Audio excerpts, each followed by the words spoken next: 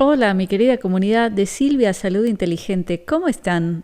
Viernes por la tarde y aquí nos encontramos a una nueva cita de reflexiones del Shabbat. Para los que son nuevos en este canal, nosotros todos los viernes por la tarde, cuando comienza el Shabbat, el sábado, estudiamos juntos la porción del Antiguo Testamento de la Torá hebrea que corresponde a esta fecha.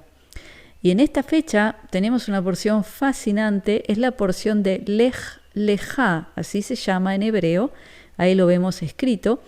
Estamos en Génesis 12 y trata del momento en el que Dios elige a un hombre justo que era Abraham, y lo elige para que sea el patriarca de todo el pueblo hebreo, el pueblo elegido. Y lo interesante es que Abraham era un hombre justo antes de tener la Torá, es decir, antes de que se haya recibido el testamento directo de Dios, donde Dios explica al ser humano cómo quiere que viva, cómo quiere que sea, cuáles quiere que sean sus principios, sus mandamientos, etc. Es decir, que Abraham era tan desarrollado y avanzado a nivel espiritual que antes de saber ya los principios divinos, él actuaba de esa manera. Por eso es que Dios lo eligió.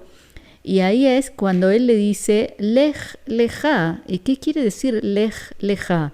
Lech viene de la raíz Lamed Haf, ahí lo vemos, que viene del verbo ir o caminar. Es decir, es caminar más que ir, pero si uno le dice a una persona en imperativo, segunda persona le dice Lech, quiere decir ve. Y Lech Lejá es vete tú. ¿Y a qué se refería Dios con ese imperativo Lech Lejá? Le estaba diciendo que tenía que irse del lugar donde estaba, que era la Mesopotamia, y tenía que irse hacia más el Medio Oriente, cerca del Mediterráneo, donde estaba la tierra, que como dice en hebreo, el Aretz Asher Ereja. ¿Qué quiere decir eso? Hacia la tierra que yo te mostraré.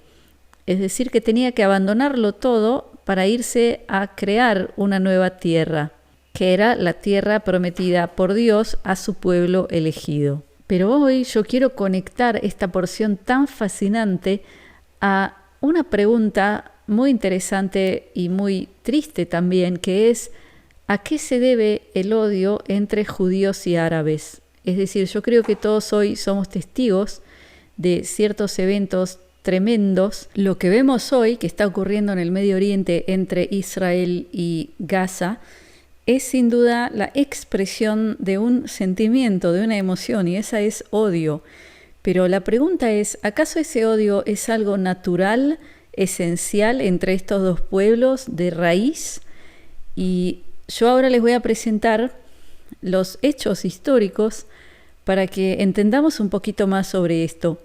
Porque, por ejemplo, yo quiero contarles mi testimonio personal. Ustedes, los que me siguen, saben que yo soy ciudadana israelí. Yo llegué a Israel a los 16 años. Y les cuento que cuando yo llegué, yo era una adolescente que no entendía demasiado de nada, ni de judíos, ni de árabes, ni de conflictos. Es decir, yo llegué a Israel y no tenía ningún sentimiento en contra de los árabes. Para mí eran iguales a todo el resto de los seres humanos.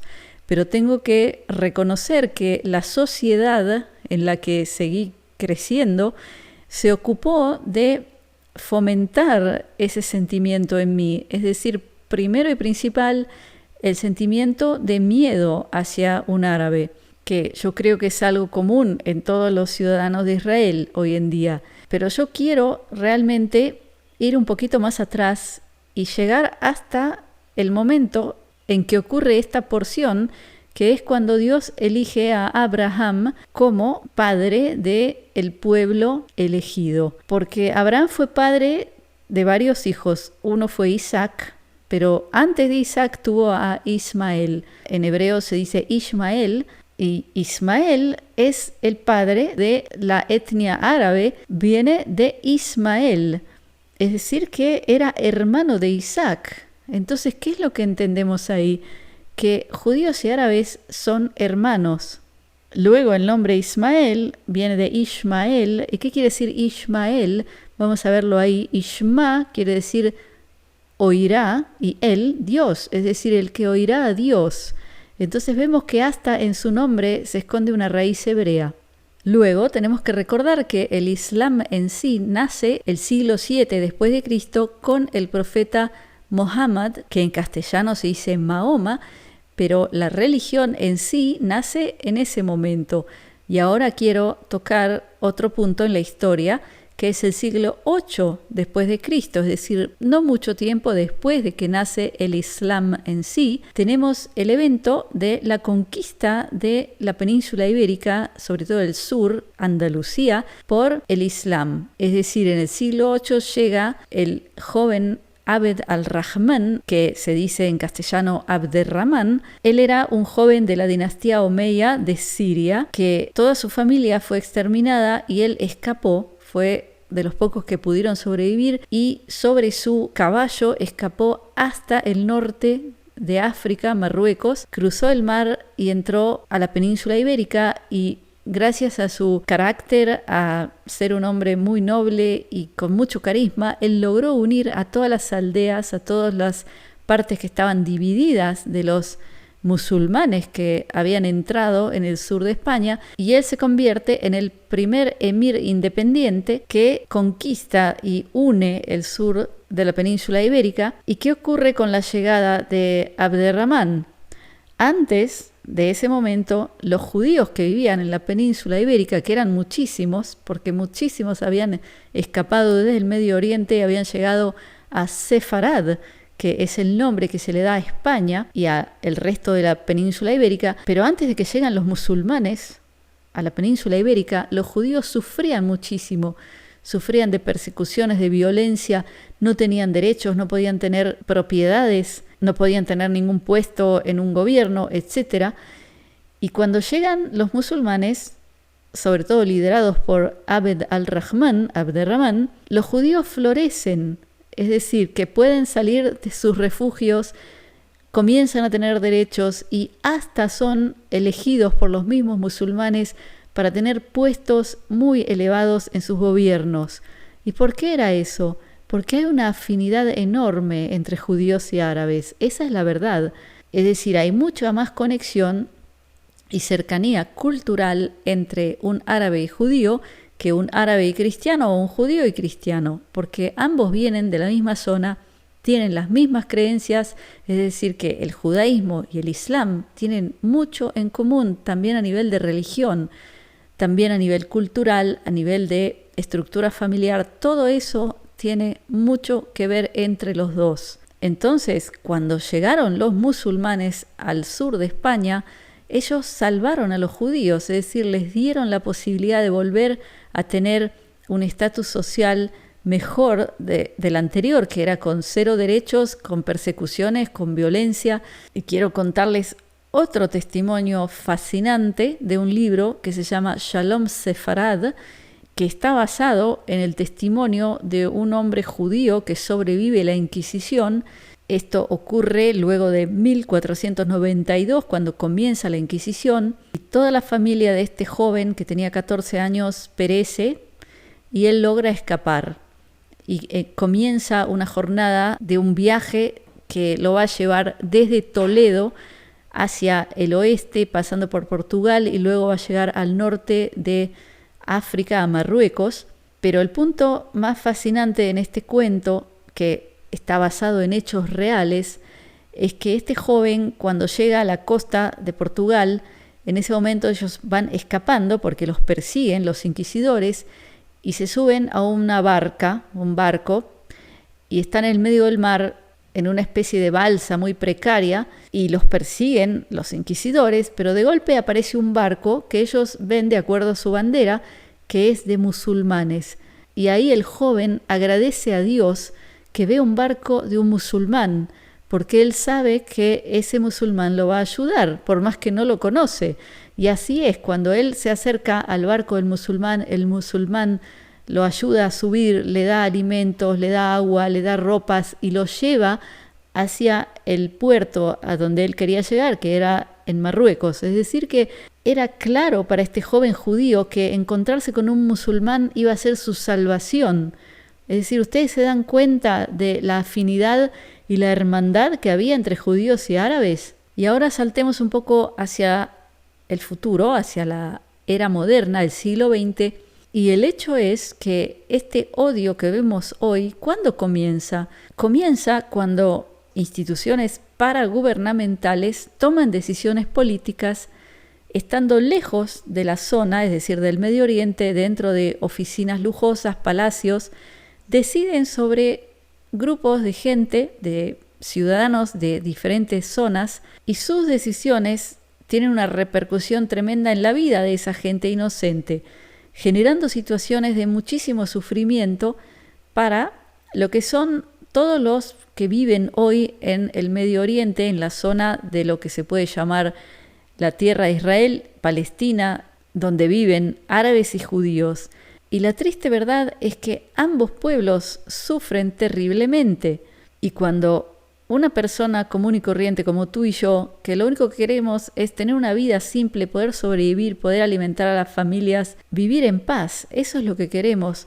Cuando se nos somete a una situación de extremo sufrimiento, dificultad, entonces la reacción es de una especie de frustración tan grande que genera el odio hacia quién, hacia el primero que vemos que está ante nosotros, que suponemos que es el culpable de nuestro sufrimiento. Y así se genera el odio entre dos vecinos cuyas raíces son de hermandad. ¿Y qué es lo que entendemos de todo esto? Luego de ver que durante miles de años hubo una relación de afinidad, de respeto, de ayuda mutua entre árabes y judíos, solamente durante el siglo XX comienza a existir este odio. ¿Y este odio es resultado de qué? Y ahora les voy a dar mi opinión personal, humilde, que puede estar equivocada, y no hay por qué estar de acuerdo conmigo. Pero yo veo que este odio que existe hoy entre estos dos pueblos es fruto de ingeniería social. ¿Y qué es ingeniería social? Ingeniería social es cuando hay un grupo de gente que tiene un interés y una meta que es generar una reacción en cierto grupo de gente. Es decir, que de antemano se elige a un grupo de gente y se estudia de qué forma puedo yo generar que ellos reaccionen de una forma que me sirva a mis metas.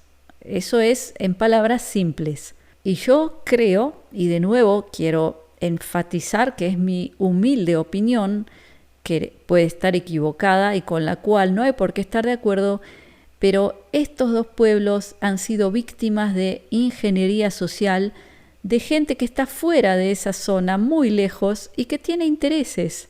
Y la triste desgracia es que el resultado es lo que vemos hoy. Entonces, yo les pido a ustedes, mi querida audiencia, que son gente buena, inteligente, que no se dejen engañar y no se queden en el nivel superficial de las cosas. Tal como siempre enseño en la Torá, el pshat, que viene de simple, de superficial, no hay que quedarse en ese nivel. Y hay que comprender que los dos pueblos son víctimas de algo.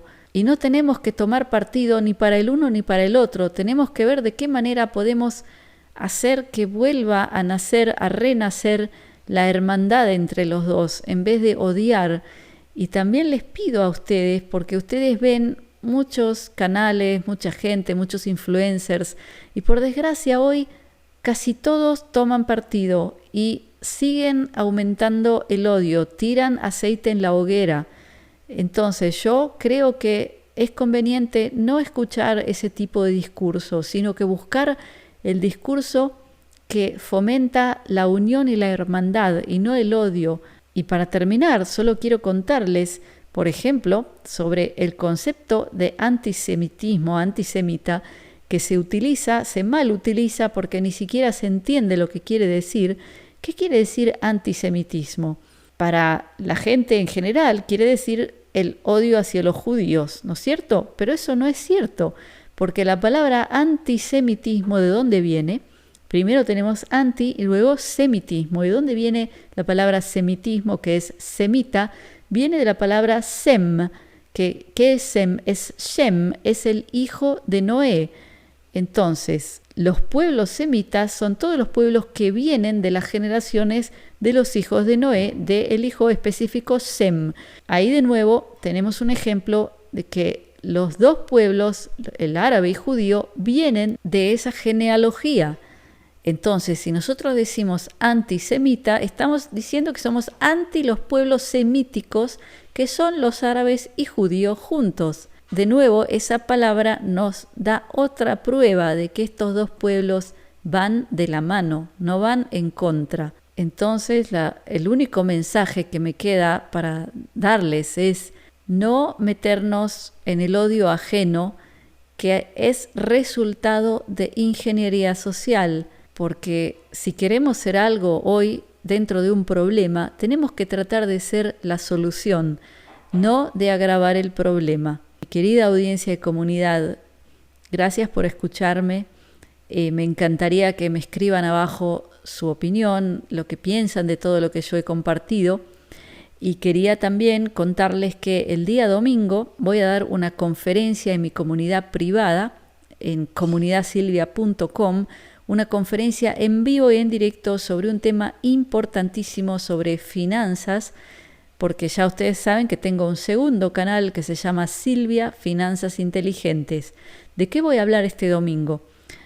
Al parecer, surge ahora a través de un libro que se ha escrito que existe un plan de decenas de años para expropiar a la gente común y corriente como tú y yo, que hoy algunos tienen casas, terrenos, automóviles, apartamentos, lo que sea, pero existe un plan para que todos se queden sin tener ninguna propiedad. Ya todos conocemos la famosa frase, no tendrás nada y serás feliz, que no es una broma, al parecer es algo muy serio.